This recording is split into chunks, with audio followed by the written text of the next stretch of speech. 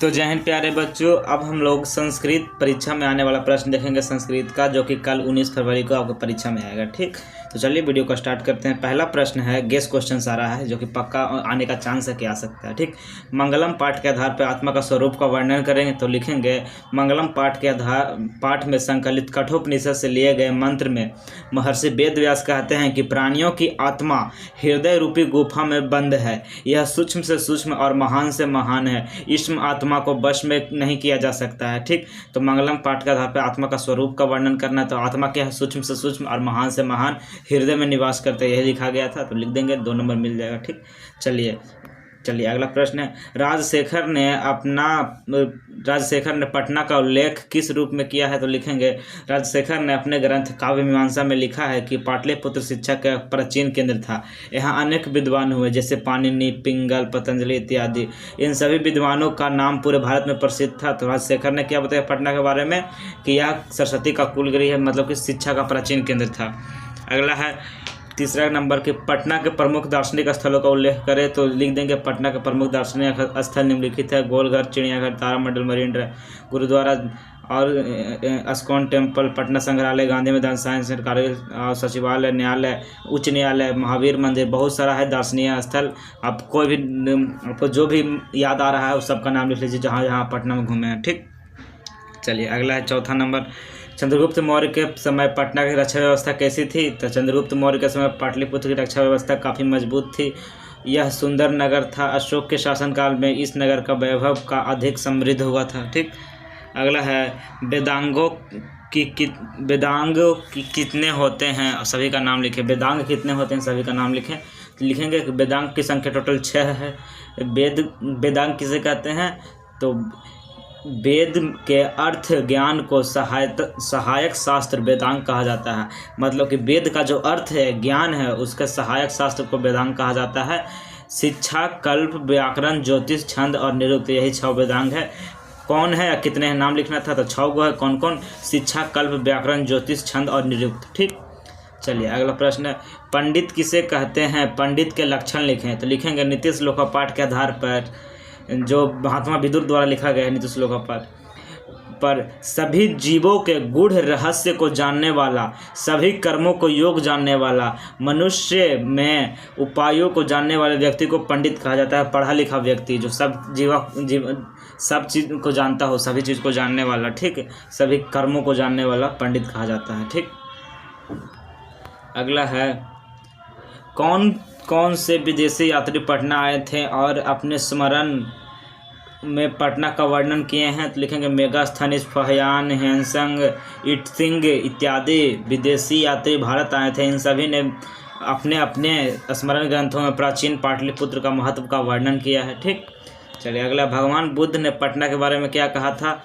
तो भगवान बुद्ध ने पटना के बारे में क्या कहा था लिखना है। भगवान बुद्ध प्राचीन काल में अनेक बार पाटलीग्राम यानी पटना आए थे, आकर इस गांव के महत्व को बढ़ाया था। उस समय पटना एक गांव हुआ करता था और इस समय उन्होंने कहा था कि गांव एक दिन महानगर होगा, परंतु यह नगर आग, जल और कलह से हमेशा भयभीत रहेगा।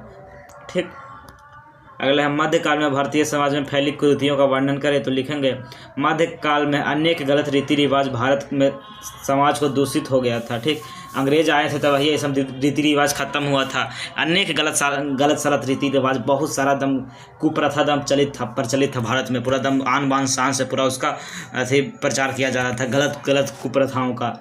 अगर अंग्रेज नहीं आते तो ये सब कुप्रथाओं का शायद हटने वाला नहीं था। अंग्रेज ही दबाव देने लगे, क्योंकि जब अंग्रेज का शासन आया तो कहा कि सारा कुप्रथा खत्म होगा। नहीं तो जब राजा का शासन था तो कुप्रथा को बढ़ावा दिया जा रहा था। क्या क्या था? पहला तो सती प्रथा, दूसरा था जातिवाद, छुआछूत, अशिक्षा, विधवाओं की दुर्गति। अनेक उदाहरण थे जो भारतीय समाज को अंधेरा की ओर ले जा रहे थे।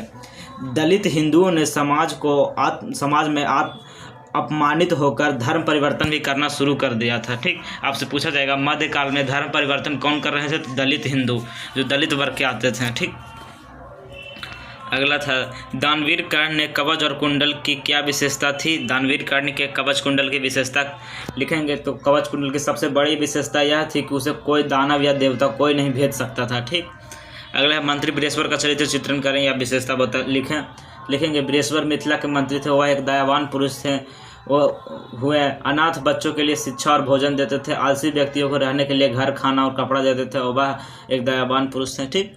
अगला, आलस्य कथा पाठ से हमें क्या संदेश मिलती है, तो लिखेंगे आलस्य कथा पाठ से हमें यह शिक्षा मिलती है कि आलसियों का भरण पोषण करुणाशील अर्थात दयावानों के बिना संभव नहीं है। आलसी काम नहीं करते हैं, ऐसी स्थिति में वह किसी के सहारे ही जीवित रहते हैं। आलस एक महान शत्रु है, सबसे बड़ा शत्रु। नीतिकार मानते हैं आलस सबसे बड़ा शत्रु जीवन का, अतः हमें आलस का त्याग करना चाहिए, यही हमें शिक्षा मिलता है, संदेश मिलता है। अगला है सात्विक दान किसे कहते हैं, तो लिखेंगे सात्विक दान का मतलब सही समय और सही जगह पर सही व्यक्ति को सद्भावना और सहानुभूति के साथ दान देना। सात्विक दान करने से धन शुद्ध होता है और मन भी शुद्ध होता है। ठीक। अगला, दानवीर कर्ण का चरित्र चित्रण करें, तो लिखेंगे दानवीर कर्ण एक साहसी और महादानी पुरुष थे। वह सत्यवादी और मित्र का विश्वास पात्र थे। दुर्योधन द्वारा किए गए उपकार को वह कभी नहीं भूले। उनका कवच और कुंडल अभेद था, फिर भी उन्होंने इसे इंद्र को दान स्वरूप दे दिया था। कुरुक्षेत्र में वीर गति को पाकर वह भारतीय इतिहास में अमर हो गए थे कर्ण। अगला है मंदाकिनी वर्णन पाठ का संक्षिप्त में वर्णन कीजिए, तो लिखेंगे महर्षि वाल्मीकि द्वारा रचित रामायण के अयोध्या कांड से लिया गया है। यह पाठ रामायण के अयोध्या कांड से लिया गया है। इस पाठ में चित्रकूट पर्वत के निकलने वाली मंदाकिनी नदी का वर्णन है। इस पाठ में भगवान श्री राम अपनी पत्नी सीता को मंदाकिनी के बारे में बता रहे हैं। ठीक।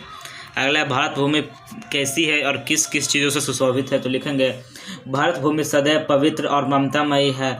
यह मोक्ष की प्राप्त करने वाली भूमि है। इसका गुणगान देवता भी करते हैं, देवता भी यहाँ बार बार जन्म लेना चाहते हैं। भारत भूमि नदियाँ, पहाड़, झील, जंगल, सरोवर, सागर से सुशोभित है। ठीक। अगला है रामचंद्र जी ने अब सीता को किन किन नाम से संबोधित किया था, मंदाकिनी वर्णन पाठ के आधार पर लिखें, तो श्री रामचंद्र जी ने इस पाठ में सीता को हे शोभने, हे सीते, हे प्रिय, हे विशालाक्षी, हे तनु इत्यादि नाम से संबोधित किए थे।